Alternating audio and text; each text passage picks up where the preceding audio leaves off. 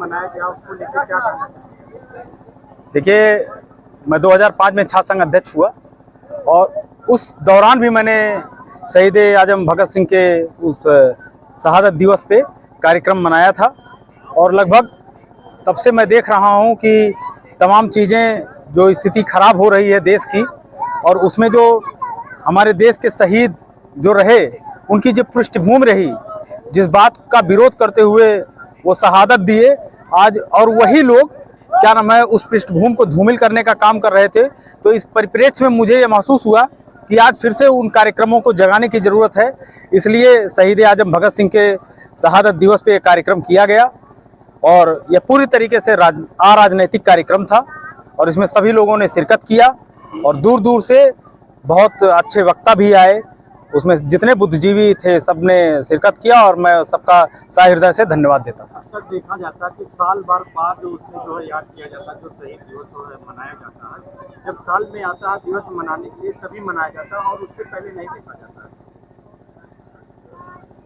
ऐसे कार्यक्रम, आपका कहना बिल्कुल सही है कि ऐसे कार्यक्रम बराबर चलने चाहिए और हम लोगों के द्वारा ये संकल्प लिया गया है कि बृहद स्तर पे या छोटे स्तर पे कार्यक्रम होगा, लेकिन हम लोगों के द्वारा अब हर 23 मार्च को ये कार्यक्रम किया जाएगा।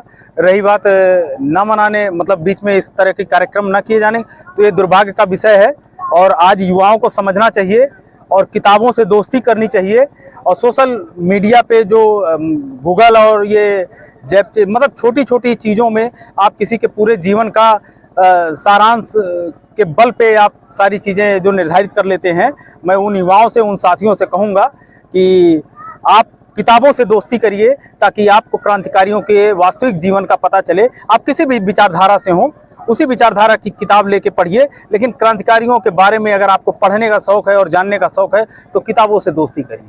गैर राजनीतिक मंच पर राजनीतिक धुरंधरों ने दो हाथ किए हैं, क्या कहेंगे?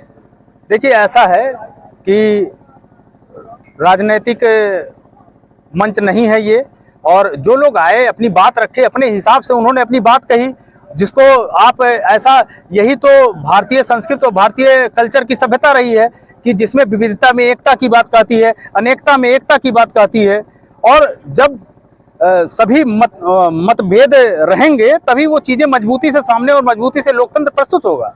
अरे तो इसी स्वतंत्रता के लिए तो शहादत दी और उसको अलग अलग, बिल्कुल समाजवाद की परिभाषा आप राम मनोहर लोहिया को देखिए और वहीं आप क्या नाम है पंडित जवाहरलाल नेहरू को देखिए और तमाम उसके बाद आए तमाम जननायकों को देखिए, सभी ने समाजवाद की बात की है।